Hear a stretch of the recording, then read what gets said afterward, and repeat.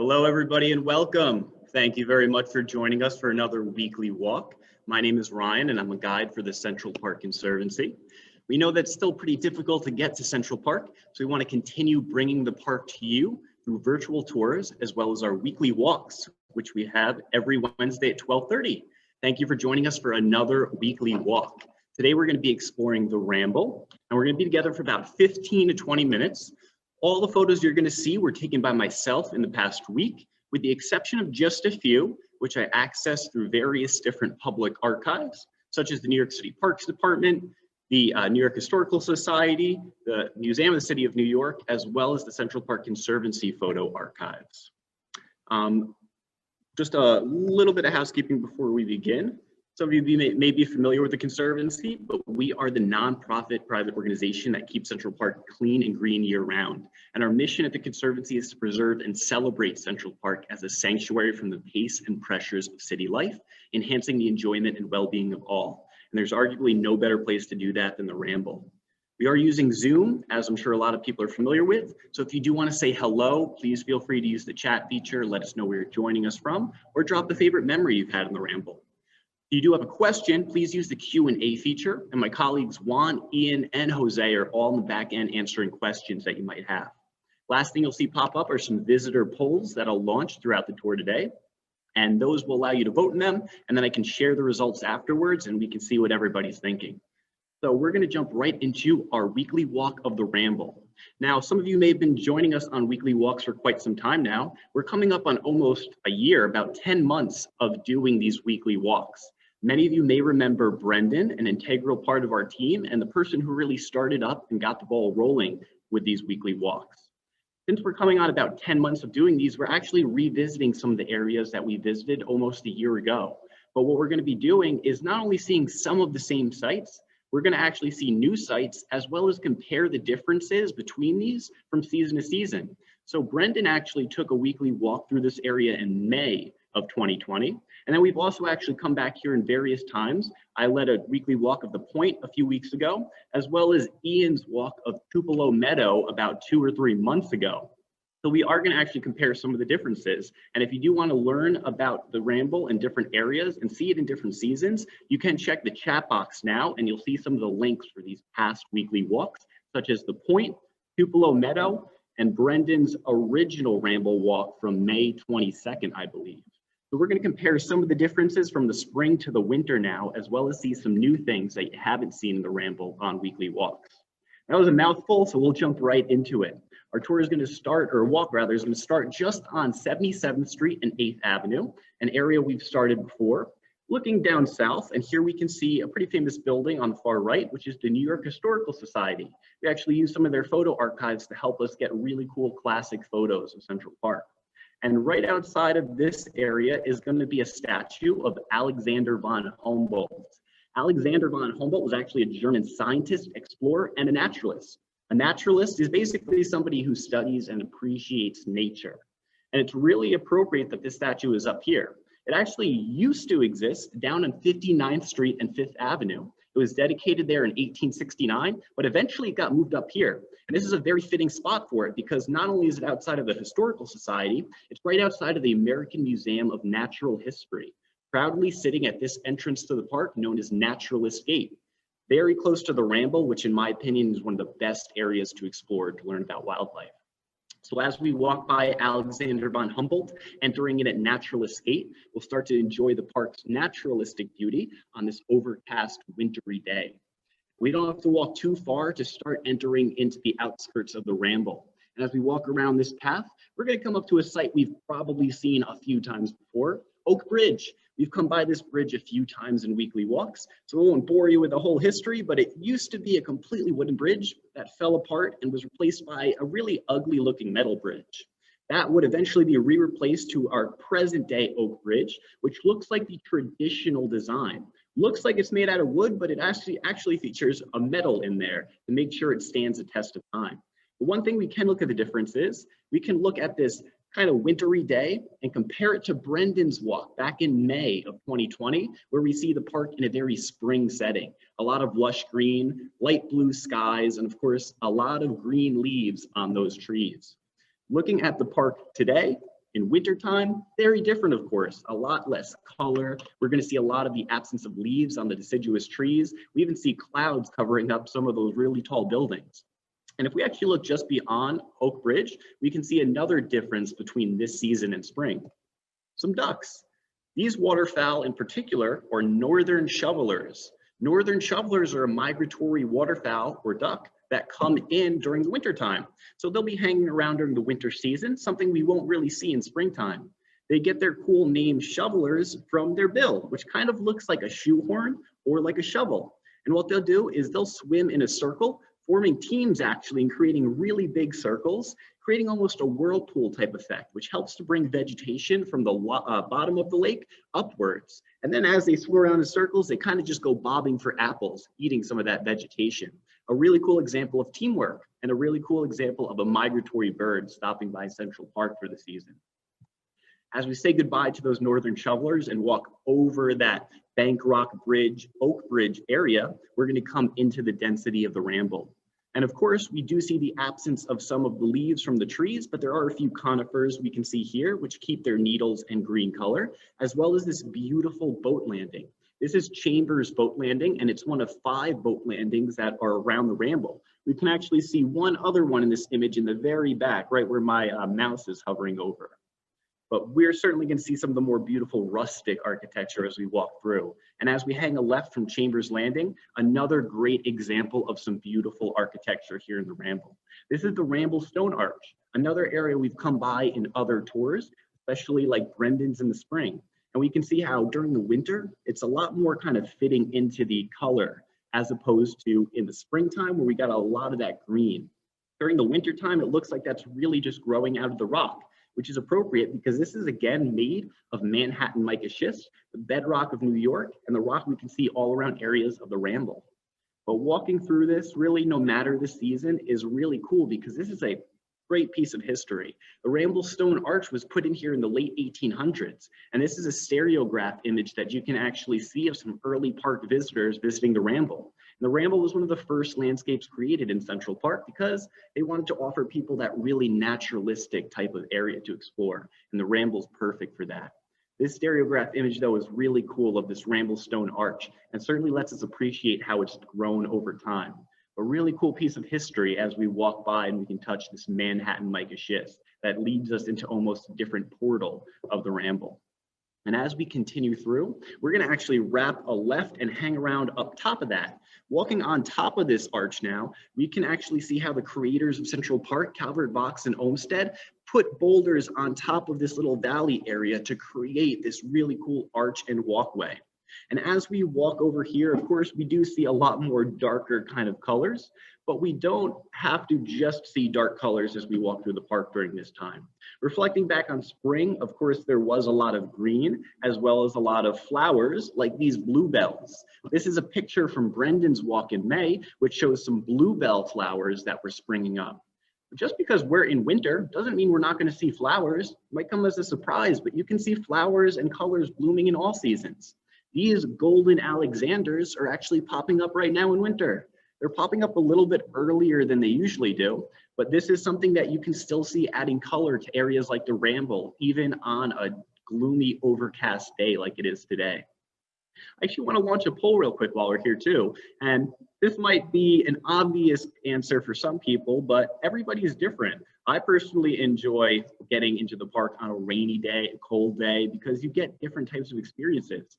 But I want to see if anybody has maybe a favorite temperature for visiting the park. There are a lot of people like it hot in spring and summer, but a lot of people like it cold. I personally love the fall and winter time because I love trees and I love seeing the different colors and changes.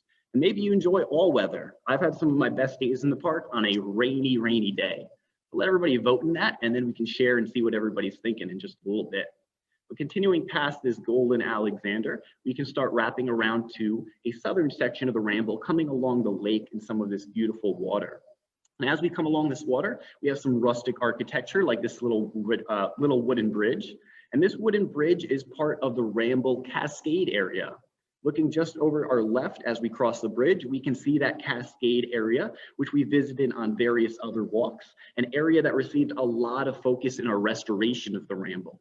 We had about a 5-year restoration project in the Ramble that was done in parts, and it ended around 2018. This part, we actually brought a crane in to reposition these rocks, which had fallen and eroded over time.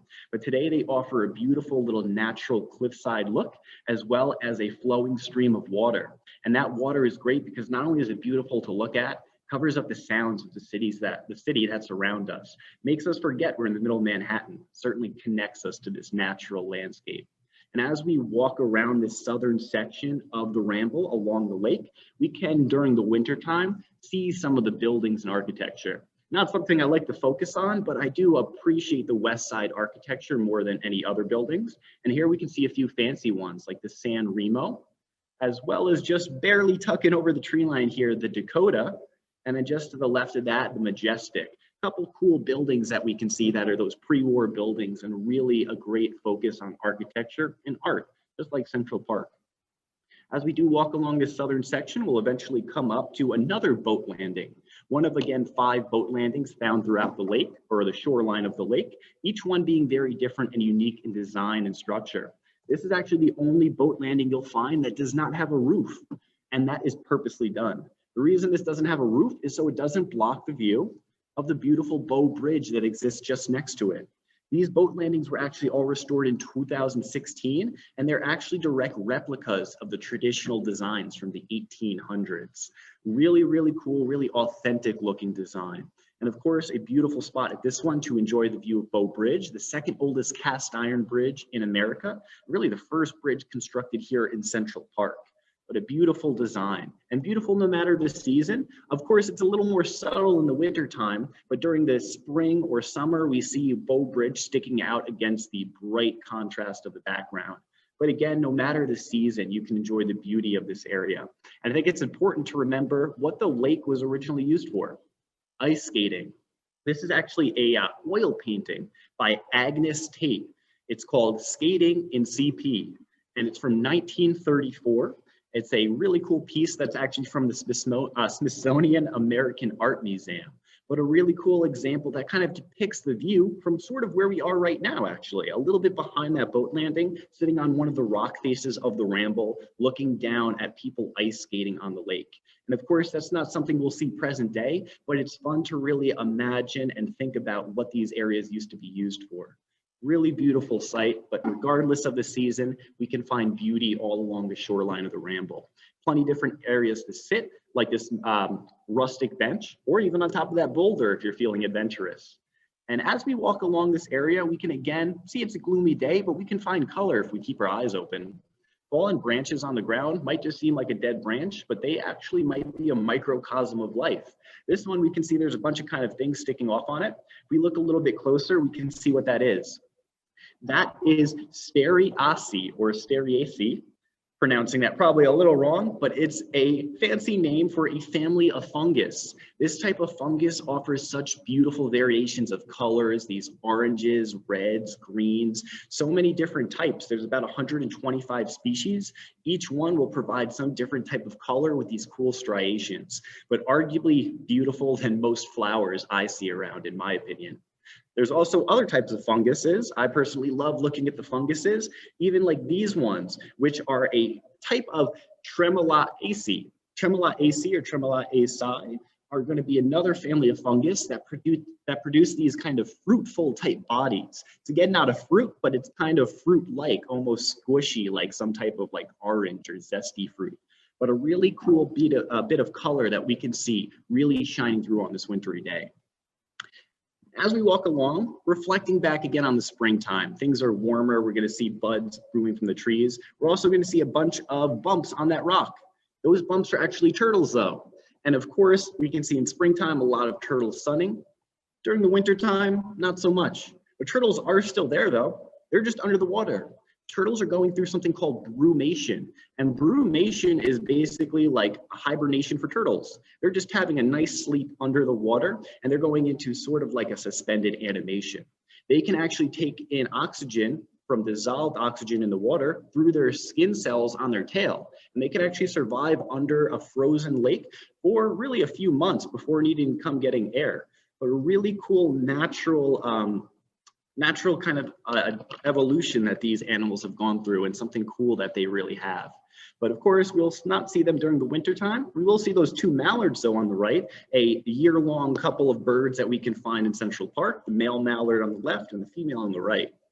As we keep walking along the shoreline, pass by one other area where we can enjoy the view over out at Bethesda Terrace. When Brendan walked through the Ramble in May, he actually kept going onto the point and overlooked the terrace. But since we already covered the point about a month or so ago, or actually not even a month ago, about a week or two ago, I led you through the point. We're going to take a different route now. We're going to actually explore by going up north in the Ramble. As we walk up this path, we'll see some more color, this time not so much in plants, but in birds. A favorite of everybody, the northern cardinal, which can be seen throughout the park really all year long, but especially beautiful during the winter time, where we start to see that red becoming especially apparent. And this little cardinal really gave us a wonderful photo shoot. He let me stick the camera right up in his face, getting some nice photos of both the male cardinal, which is pictured here, as well as the female cardinal on the left, which is a little bit more drab in color. Before we continue, I just want to share the results of that poll. And it looks like we have a lot of people that are troopers and like to come in all weather, which is great because, again, some of the rainiest days in the park were some of the best days where I've seen some of the most wildlife and some of the fewest people, which is really a blessing in New York or anywhere. But really cool there. I'll do another poll in just a moment. But for now, we'll continue walking up the path a little bit past this cardinal. And what we're going to come to is something just slightly peeking through the trees over there. Kind of just looks like trees that are in an odd fashion. As we walk closer, we can see what that is. That is going to be a rustic shelter. There actually were many different rustic shelters throughout the park over the years. There were actually 3 rustic shelters in the Ramble alone. Of course, over time, some of those were lost. Here's a stereograph image that's actually from the J. Paul Getty Museum, and this one actually shows one of those rustic shelters that existed in Ramble. There are eventually plans to restore these and recreate these rustic structures over time, but we can really remember the rustic shelters through the few that still exist today. Of course, they have been repaired over time, like this current Ramble summer house, which we're viewing, but this really beautiful piece is constructed just almost entirely of wood, and really just a beautiful, beautiful piece of art. We can see those beams actually look like they're just really a tree log or a tree trunk rather, just almost raw, used to support this building. But a really cool little piece of architecture you can stumble upon in the Ramble. I'll actually launch one last poll right now relating to some of these. See if anybody's maybe visited some of Central Park's rustic shelters or summer houses. Here's most of the ones that exist today, like the Dean Summer House, the Ramble Rustic Shelter, which we're at right now, Copcot, a certainly famous area for weddings, as well as some of the other wooden structures like the Chess and Checkers Wisteria Pergola and the Bandshells Wisteria Pergola. And if you haven't visited any of them, this will just give you some things to add to your Central Park bucket list. We'll continue past this rustic shelter, and we're coming up towards the end of our walk. We do just have another quick stop or two. And as we're walking up, we can look a little bit at kind of, again, some of the flora we're seeing during this time. Walking up along these little smaller water bodies along the Ramble, we can see some shoreline shrubs being planted, or blooming rather. During the springtime, we see a lot more flowers around these areas, like this columbine, which Brendan saw in May. But during this time, we can still see color in native plants like this indigenous red twig dogwood. Red twig dogwood offers a beautiful red color to it, and it might not seem super red in this picture, but here's a comparison to my very bright red gloves that I was wearing, and you can see just how red and beautiful that native plant is during this winter season. A really cool plant to see. And as we continue walking past this red twig dogwood, we're going to come up to the top of that cascade area where we were walking by before. Continuing to the top of that and looking over the railing, we can see again the wintry view from the top of that little waterfall cascade leading down to the rustic bridge we walked over. And here's a view from the springtime, a little bit higher up from where we were just standing, but a view from Brendan's May Ramble walk, where we can see, of course, a lot of lushness. It's a great time, though, during the winter to really navigate through the Ramble because we have the beauty of being able to see some of the other paths. But as we continue walking up, we're walking over a favorite addition of mine, the Woodlands, which are a magic or outdoor carpet. Basically wood chips held together by an adhesive that allow for transport of really anybody. People in wheelchairs, people in strollers. Different paths like this will actually allow you to travel through the Ramble, many of which do not feature any types of stairs, and allow for really a great transportation as well as for less erosion in these areas. So this is a really cool material that we can walk over in various areas of the Ramble, as well as landscapes like the Northwoods and Hallett Nature Sanctuary. All right, so we are coming out towards the north end of the Ramble. Ramble is really confusing. That's for good reason. The word ramble is an English word, which means to wander without any really direct path in mind. You certainly get lost when you walk through the Ramble, but of course, at some point, we need to know where we are.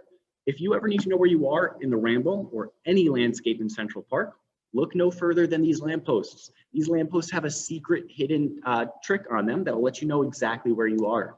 There's a little patch either displayed horizontally or vertically on there, which will give you 4 numbers. If we look at the first 2 numbers, they're actually going to help us determine the closest street that we're nearby. 76 means we're closest to 76th Street. Looking at the second 2 numbers, they'll help us determine if we're closer to the east side of the park or the west side of the park. Even means we're near the east side. Odd means we're near the west side. So 45 being odd, we're closer to the west side of the park. We're closer to 76th Street and Central Park West by looking at this lamppost. A great little tool that you can use to navigate around anywhere in Central Park. Now that we know where we are, we know we got to head up north a little bit and get to about 79th Street or so. So continuing up, we're going to come up to this nice little hill of Manhattan mica schist. And as we wander around this hill, we can come to the top, which offers us a nice little spot to sit and rest. While we're up here and resting really quickly, I'll end the polling and share the results. And it looks like actually, not so surprising, a majority of people actually haven't visited these hidden shelters before. And that's because a lot of them are pretty hidden. Copcot is a little bit more visible, as well as the Dean Summer House, but for the most part, they're kind of little areas that you really have to know about and sort of find. But that'll give you, again, great things to come check out as you visit Central Park in the future. Certainly the Ramble Summer House is going to be one of the harder ones to find, so hopefully this will give you a little bit of an idea. But really cool to see that. So we're going to continue up a little bit more. Now that we've had a rest at these benches, we're going to come up to our final stop, but we've caught our breath.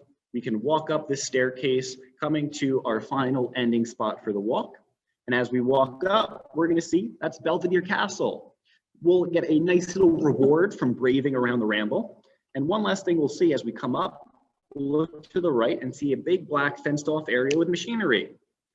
Now, looking in there, I can't tell you what each of these specific pieces of machinery does, but I can tell you collectively what they do. They're going to tell the weather. This is actually a weather station. It used to exist in the Belvedere Castle area back around 1916 when it was operated by the Weather Bureau. You would see it eventually moved outside here, getting its own little fixed fence off area. But this is actually still a currently used weather station. If you ever hear the weather in Central Park is cloudy and cold, that's coming from this area right here. If you count the move from the castle to its nearby position, this is one of the oldest operating weather stations in all of America. A really cool piece of history that sits right atop the Ramble and offers us kind of a little reward as we come up. We're going to walk to the Belvedere Castle Plaza to get an ending view in just a moment. We see that weather station sitting just south of Belvedere Castle and just north of that dense woodland, the Ramble.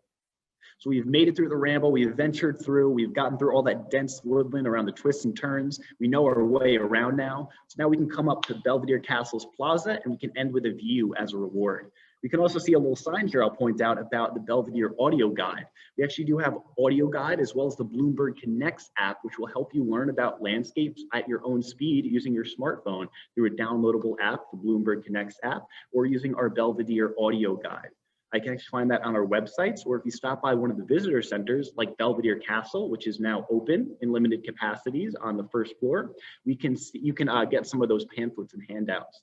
But we're going to end with a little bit different of a view. Now that Belvedere Castle is open on the first floor, we can actually go inside, and instead of getting this overlooking view that we've seen before, we'll come inside and we'll end our walk with just an indoor view so we can warm up on this cold day, looking over something a little bit different, an indoor view of one of the visitor centers, because it's been almost a year since we've really been able to get out to the visitor centers and interact with people. So this is a nice treat as we ventured through the Ramble. And this does bring us to the end of our walk. I'll leave this map up if anybody wants to check out this route and walk it themselves, but a fun walk starting over on 77th and 8th Avenue, coming by things like Oak Bridge and seeing the comparison of Oak Bridge, the Ramblestone Arch, as well as the Cascade and Bow Bridge boat landing in a seasonal transition from springtime to fall. We of course saw some new things too, like some different plants that are blooming during this time, the more different angles, areas like the Cascade, as well as the Ramble Summer House, which is a favorite hidden secret of mine here. We can also see some other great things like the weather station as we get up here, but any walk through the Ramble is absolutely beautiful in my opinion. And this is a great landscape to walk through no matter the season. I do want to thank everybody so much for joining us though. We certainly love doing these walks, and we have plenty of other ways to stay involved. We actually have other virtual tours and programs, many of which are coming up. If you do check the chat box, up on the very top again, you can see some of the early links for those past weekly walks of the Ramble. But if you're looking for upcoming programs, we do have a Belvedere Castle virtual tour, very appropriate since we just ended at Belvedere Castle, which is occurring on January 19th. You check the chat boxes now, my colleagues are going to be posting the links for these. On top of that, we do have other programs, such as one today, which is going to be really cool. Today at 3 p.m., we're going to have the dairy behind the scenes tour. And this is going to be about reconstructing and recreating the historic dairy. And we're actually going to have the Central Park Conservancy's historian, Marie Warsh, on board with us talking. This will be a fun walk for anybody that wants to join us later at 3 p.m. But of course, plenty of other ways to stay involved. All of our past weekly walks are located on our YouTube channel. Type in Central Park Weekly Walk, should come right up. And then there's plenty of other self-downloadable or self-guided tours that you can download on our website. But I want to thank everybody so much for joining us. I'm going to keep this open if anybody has any questions that we can answer in the last few minutes. But thank you so much for joining us. Please feel free to join us again for future walks, like next Wednesday. I'm going to be leading us through an historic but almost forgotten area known as the Winter Carriage Drive. And we'll really focus on some history, some trees, and of course the beauty of Central Park. Thank you again, everybody, for joining us, and we'll see you real soon. From all of us here at the Central Park Conservancy, stay safe and be well.